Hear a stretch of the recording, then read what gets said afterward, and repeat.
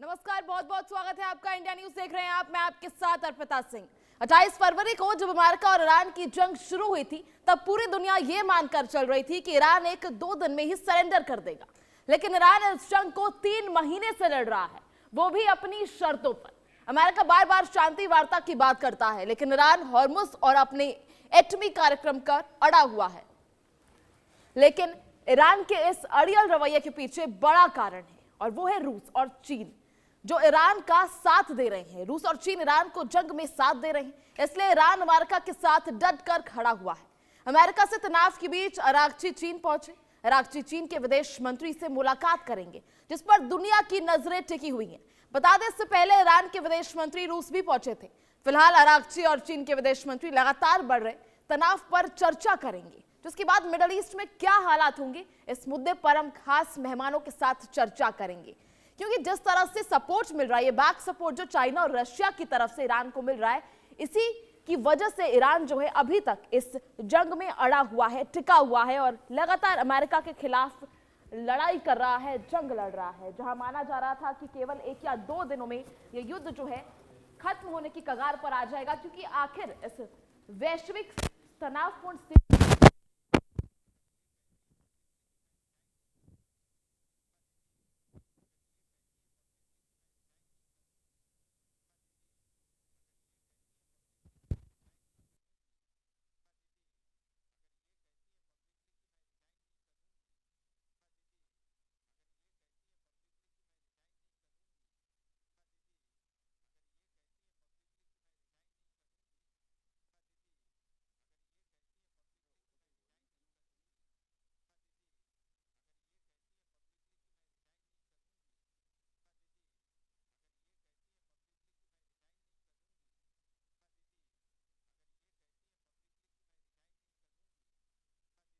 तो अब देखना ये होगा कि आखिर इस जंग का ईरान कैसे सामना करता है और आखिर किस तरह से बैक सपोर्ट जो है चाइना और रशिया की तरफ से ईरान को मिल रहा है, जिससे ये जंग जो है और ज्यादा भीषण होती जा रही है। ऐसे में अमेरिका जो है एक अलग पड़ता हुआ दिखाई दे रहा है, एक अलग देश जो अकेले टिका हुआ है। लगातार चीन से भी अपील की जा रही है अमेरिका द्वारा, लेकिन चाइना जो है बैक सपोर्ट दे रहा है ईरान को, जिससे ईरान के जो इरादे हैं और ज्यादा मजबूत होते नजर आ रहे हैं।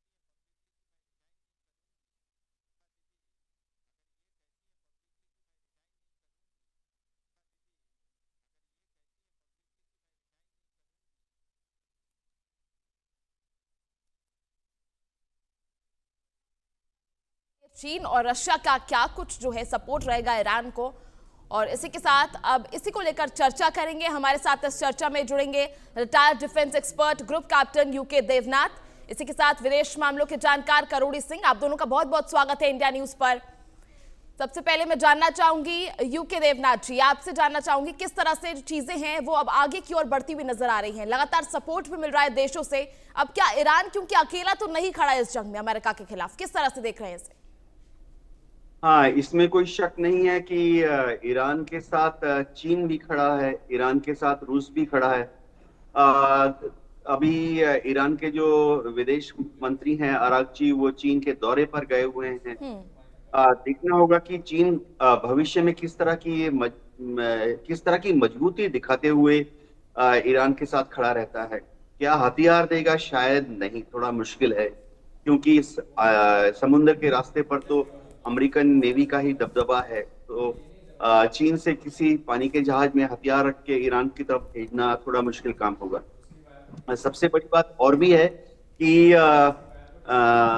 अमेरिका के राष्ट्रपति डोनाल्ड ट्रंप चीन का विजिट करने जा रहे हैं इस महीने के 14 और 15 तारीख को। तो शी जिनपिंग के जाने के शी जिनपिंग से मिलने के पहले अमेरिका भी एक माहौल बनाने की कोशिश कर रहा है, ताकि चीन विजिट जो है डोनाल्ड ट्रंप की वो सक्सेसफुल हो जाए। आप देखिए अमेरिका के जो विदेश मंत्री है मार्को रूबियो, उन्होंने एक बयान दिया है जिसमें उन्होंने ये इंडिकेशन दी है कि अमेरिका थोड़ा सा नरम रुख अख्तियार करेगा। शायद फिलहाल ऑपरेशन फ्यूरी या किसी भी दूसरे ऑपरेशन से अमेरिका परहेज कर रहा है। शायद ईरान पर सीधा बॉम्ब गिराने गिराने का जो योजना थी वो अवॉइड करने की कोशिश कर रहा है। पिछले 48 घंटे से 24 घंटे तक 2 दिन तक अमेरिका ने कोशिश की कि स्टेट ऑफ हॉर्मुज को खोल दिया जाए, और उन्होंने उसका नाम ऑपरेशन फ्रीडम नहीं दिया, उन्होंने उसका नाम दिया प्रोजेक्ट फ्रीडम। तो हमें जो फौज में रह चुके हैं या कूटनीति में रह चुके हैं, हमें मालूम है कि जब इसका नाम अगर उन्होंने प्रोजेक्ट फ्रीडम दिया है, ऑपरेशन फ्रीडम नहीं दिया है, इसका मतलब है कि अमेरिका स्टेट ऑफ हॉर्मुज को जो खोलने की कोशिश कर रहा है उसको एडमिनिस्ट्रेटिव कलर देने की कोशिश कर रहा है, युद्ध से दूर रखने की कोशिश कर रहा है। और उसमें भी अब अमेरिका ने देख लिया कि जैसे ही उन्होंने दो ऑयल टैंकर्स को वहां से निकालने की कोशिश की स्टेट ऑफ हॉर्मुज से, तो ईरान ने जमीन से फायर किए अपने एंटी शिप मिसाइल्स को, ड्रोन को फायर किया, और अमेरिका की नेवी को अंदेशा हो गया कि वहां से निकलना अमेरिका की नेवी के लिए भी खतरनाक है, और जिन टैंकर्स को अमेरिका की नेवी एस्कॉर्ट करके निकालने की कोशिश कर रही थी उनके लिए भी बहुत ज्यादा खतरनाक है। और तो और लॉयड्स ऑफ लंदन ने तो पैनिक में अपनी इंश्योरेंस रेट जो है फिर से 500% बढ़ा दी। दुनिया भर के जितने टैंकर्स के मालिक हैं, दुनिया भर के जितनी टैंकर्स की कंपनियां हैं, उन्होंने पैनिक में अपने अपने कैप्टन को फोन करके कह दिया कि जहां हो पर्शियन गल्फ में वहीं पे रहो, स्ट्रेट ऑफ हॉर्मुज से निकलने की कोशिश मत करो, क्योंकि टैंकर कंपनियों को मालूम है कि एक टैंकर को नुकसान हुआ तो करोड़ों का नुकसान है, और एक टैंकर अगर जल गया और डूब गया फिर तो पूरी कंपनी ही डूब जाएगी, पूरा मालिक जो है वो पूरी कंपनी के साथ ही डूब जाएगा। जी जी करोड़ी जी, जिस तरह से अब चाइना और रशिया जो साथ दे रहे हैं, मैं आपसे जानना चाहूंगी, क्योंकि लगातार जो है चाइना से भी अपील की गई थी अमेरिका द्वारा कि वो जो है वो भी अप्रत्यक्ष रूप से साथ दे, लेकिन चाइना जो है एक तरफ से ईरान का साथ देता हुआ नजर आ रहा है। किस तरह से आप देख रहे हैं इसको? देखिए अर्पिता, चाइना कब साथ नहीं दे रहा था ईरान का, या रशिया ईरान का कब साथ नहीं दे रहा था? दोनों के ईरान से बहुत पहले से रिश्ते हैं, और इस पूरे अमेरिका और ईरान के खेल को हम समझे तो 2 स्तर पे अलग अलग करके समझ सकते हैं। पहला, क्षेत्रीय लेवल पे जो अमेरिका के पश्चिमी एशिया में अलाई हैं, ईरान के जो इजराइल के साथ संबंध हैं, इन सब को लेके हम समझ सकते हैं, और उसमें अमेरिका नहीं चाहता कि किसी भी रूप में इजराइल को कोई खतरा हो या इजराइल को कहीं एग्जिस्टेंशियल प्रॉब्लम हो, और जो अमेरिका के दूसरे अलाई हैं उनके लिए ईरान कोई खतरा बने, इसलिए ईरान को वो बहुत ही कमजोर करना चाहता है। ये तो क्षेत्रीय स्तर हो गया। अब दूसरा है रशिया चाइना, ये बहुत बड़ा रणनीतिक खेल है, और जो वैश्विक स्तर पे है वो रणनीतिक खेल केवल अमेरिका ही खेले, एक तरफा खेल नहीं हो सकता।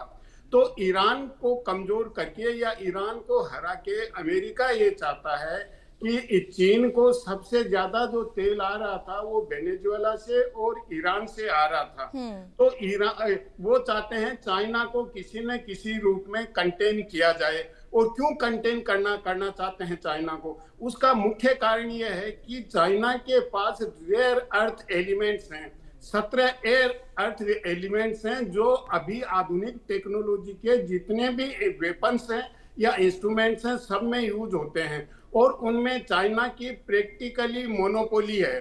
जब अमेरिका ने चीन पे टैरिफ लगाया तो चाइना ने वो सप्लाई बंद कर दिया, और सब देशों का बंद नहीं किया, केवल अमेरिका का बंद किया, और दूसरे देशों को ये कहा कि आप चीन का लाइसेंस लेके वो हमारे से ले सकते हैं, और उस लाइसेंस में टर्म्स एंड कंडीशंस ये थी कि आप दूसरे कंट्री को ट्रांसफर नहीं करेंगे।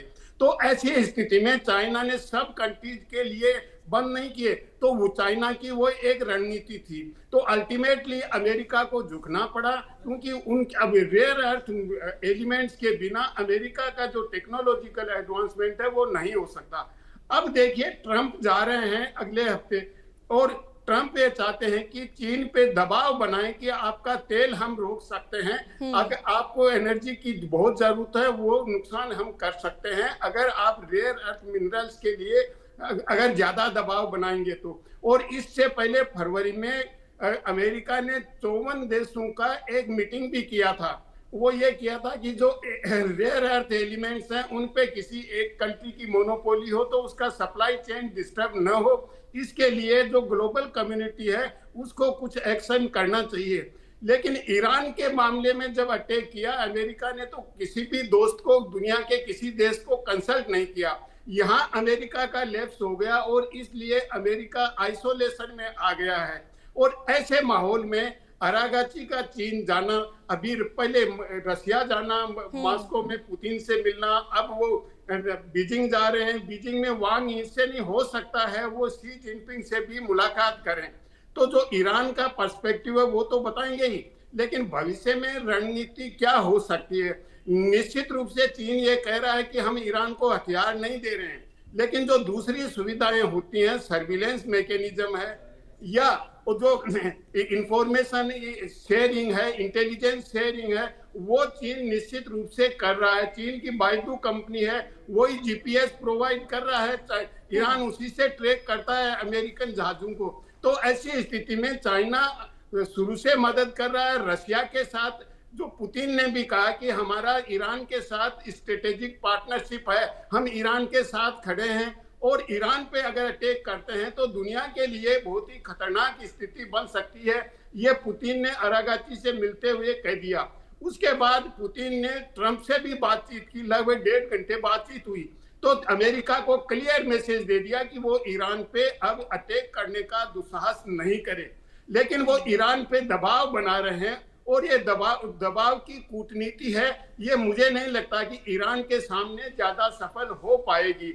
लेकिन वो जो क्षेत्रीय लेवल की मैं बातचीत कर रहा था, वो ये चाहते हैं कि इजराइल को कोई खतरा न हो ईरान से, या जो अमेरिका के मित्र राष्ट्र हैं पश्चिमी एशिया में उनको कोई खतरा न हो, इसकी को इंश्योर करना चाहते हैं। दूसरी तरफ ईरान ये चाहता है कि हमें गारंटी होनी चाहिए कि भविष्य में मेरे ईरान से कोई युद्ध नहीं करेगा। परमानेंट युद्ध बंदी चाहता है ईरान, और अमेरिका उसकी गारंटी नहीं देना चाहता।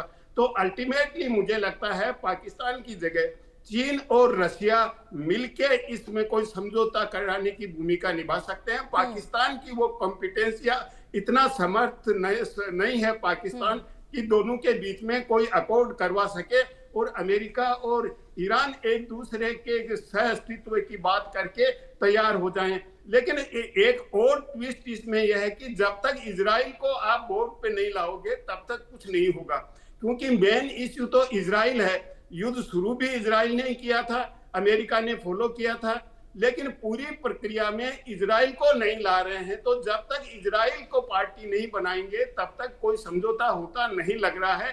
तो ये पूरी समझौते की प्रक्रिया है, ये लंबी चलेगी। अब ईरान ये चाहता है कि समझौते में सबसे पहले होर्मुज का मुद्दा है उसको निपटाया जाए। होर्मुज का मुद्दा है, वो युद्ध का कारण नहीं है, वो तो युद्ध का परिणाम है। तो ईरान होर्मुज से शुरू करना चाहता है बातचीत। अमेरिका चाहता है कि ईरान की जो आणविक शक्ति है उससे बातचीत शुरू की जाए। तो दोनों अलग अलग तरीके से, अलग अलग एंगल से बात शुरू करना चाहते हैं, और इसको चाइना और रशिया किसी न किसी रूप में ब्रिज कर सकते हैं। ओवर अर्पिता।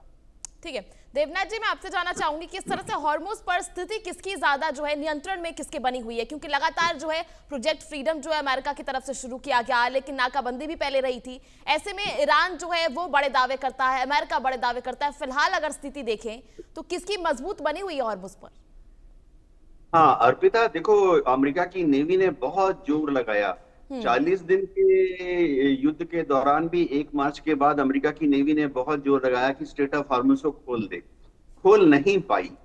अभी भी पिछले 48 घंटे में, पिछले 24 घंटे में प्रोजेक्ट फ्रीडम के तहत अमेरिका की नेवी ने बहुत कोशिश की कि 2 ऑयल टैंकर्स को वहां से निकाले। लेकिन जब ईरान ने उनके ऊपर मिसाइलें दागी, उनके ऊपर ड्रोन से फायर किया, तो अमेरिका की नेवी को भी यह आभास हो गया कि बहुत ही खतरनाक है वहां से निकलना। तो इसी के रिजल्ट पे आप देखेंगे कि अब कोई भी ऑयल टैंकर वहां से निकालने की कोशिश अमेरिका की नेवी नहीं कर रही है। एक और चीज है, इन्होंने अर्पिता, जैसे हम आमतौर पर नाम देते हैं ऑपरेशन सो एंड सो, तो इन्होंने नाम इस बार दिया है प्रोजेक्ट फ्रीडम। इसका ना एक टेक्निकल और लीगल और मिलिट्री मतलब होता है। जब हम कहते हैं ऑपरेशन फ्रीडम, अमेरिका अगर नाम देता, उसका मतलब है युद्ध, युद्ध यानी वॉर रिलेटेड ऑपरेशन हो रहा है। लेकिन अमेरिका ने बहुत, डोनाल्ड ट्रंप के ऊपर दबाव है कि वो इस युद्ध को आगे ना खींचे और युद्ध का दायरा ना बढ़ाएं।